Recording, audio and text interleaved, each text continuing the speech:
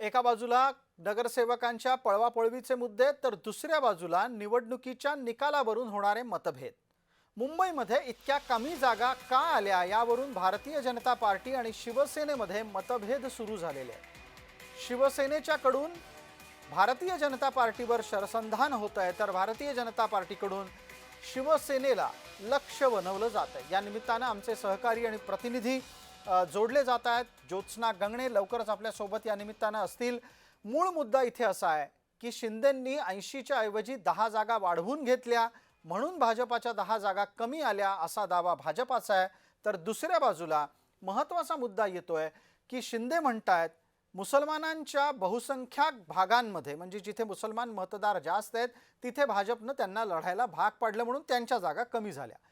मला एक सांगा ज्योत्स्ना, या सगळ्या प्रकरणामध्ये आत्ताच्या घडीला जर आपण बारकाईनं पाहिलं तर हे चहाच्या पेल्यातलं वादळ आहे की हा वाद पुढे टिकेल?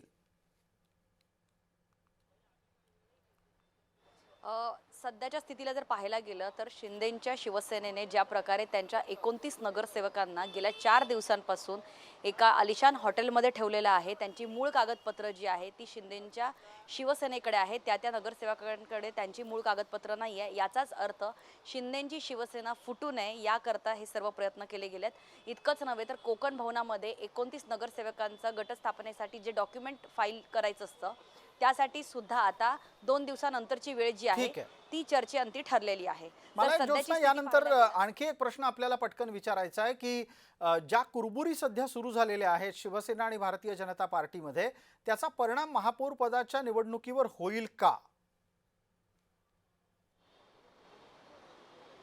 अर्थात नक्कीच होईल, कारण सूत्रांकडून जी माहिती मिळते की महापौर पदासाठी जे आहे ते वारंवार मग शिंदेंची शिवसेना असो किंवा भाजप असो ते सगळ्यांना असं वाटतं की महापौर जो आहे तो आम्हाला म्हणजे आमच्या पक्षाचा व्हावा।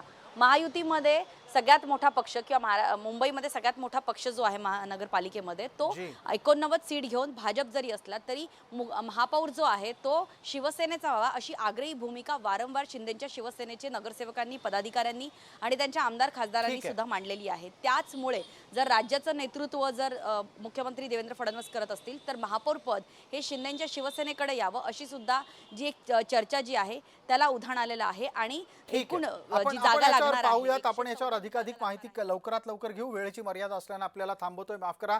पटकन आता पुढच्या बातमीकडे आणि घटनाक्रमाकडे वळणार आहोत। एका बाजूला शिंदे आणि भाजप यांच्यामध्ये शब्दबाण सुटत असताना ती संधी मविया घेईल नाही तर ते विरोधक कसले आणि म्हणूनच 2 प्रतिक्रिया पटकन येतात समोर, त्या आपण पाहणार आहोत। विनायक राऊत आणि विजय वडेट्टीवार या बाबतीत काय म्हणतात ते ऐका।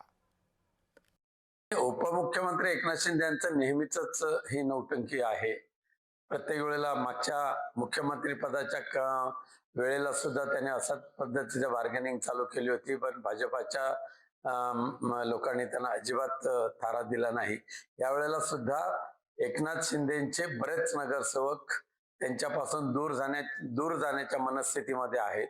तो पक्ष फुटण्याची दाट शक्यता आहे आणि म्हणून त्यांना ताजलँड सारख्या पंचतारांकित हॉटेलमध्ये कोंडून ठेवलेलं आहे, त्यांच्यावर पहारा ठेवलेला आहे।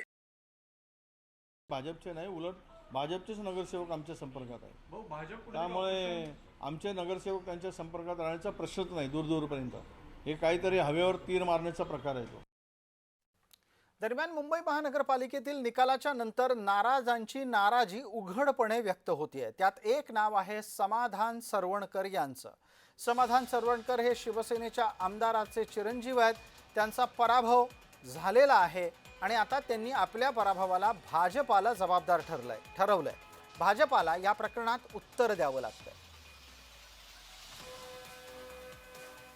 एक भाजपची जी काही एक जुनी जी काही टोळी होती ज्यामुळे आज लोकसभेमध्ये आपल्याला जो काही पराजय झाला या परिसरामध्ये, तसाच विधानसभेला देखील माही विधानसभेमध्ये पराजय झाला। तीच टोळी परत एक कार्यरत झाली आणि कुठेतरी महायुतीचे सर्व उमेदवार, फक्त आमचे उमेदवार नव्हे तर भाजपचे उमेदवार देखील कसे पडतील यासाठी ही टोळी काम करायला लागली। स्थानिक पातळीवर निश्चित काही अशा पद्धतीने कोणी काही केलं असेल तर निश्चित त्याचा तपास केला जाईल, चौकशी होईल। परंतु आमचा प्रयत्न जास्तीत जास्त ठिकाणी महायुती म्हणून निवडून यावा यासाठीच होता।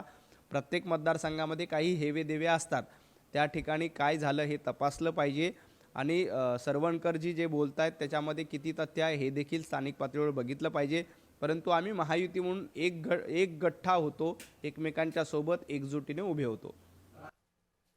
महापौर पदाची तुरी अद्यापही बाजारात आहे, पण झालेले वाद आपण पाहतोय. पण हे सगळं घडत असताना एक अत्यंत चमत्कृतीपूर्ण घटना घडू शकते आणि ती म्हणजे आरक्षणाची सोडत. मुंबई महानगरपालिकेमध्ये महापौर पदाची सोडत नव्या चक्राकार पद्धतीनं होणार आहे असं सांगितलं जात आहे. पण जर समजा असं झालं नाही आणि जुन्या चक्राकार पद्धतीनं सोडत झाली तर महायुतीला फटका बसू शकतो. कारण महायुतीकडे अनुसूचित जमातीचा महापौर करण्यासाठी उमेदवारच नाहीये. 2004 पासून अनुसूचित जमातीला मुंबईत महापौर पद मिळालेलं नाही. अशा स्थितीमध्ये महापौर पदाच्या साठीचे उमेदवार अनुसूचित जमातीतले निवडायची वेळ आली तर महापौर पद ठाकरेंना द्यावं लागेल. पटकन एकदा पाहूयात काय असतं हे चक्राकार पद्धतीचं आरक्षण आणि कशी होतीये निवड.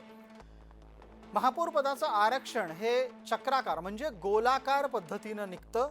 ज्याला यापूर्वी आरक्षण मिळालंय त्याला लगेचच आरक्षण मिळत नाही. मात्र तसं करत असताना 20 वर्षात ज्याला आरक्षण मिळालेलं नाही त्याचा प्राधान्यानं विचार होऊ शकतो आणि इथेच गणित फिरू शकतं.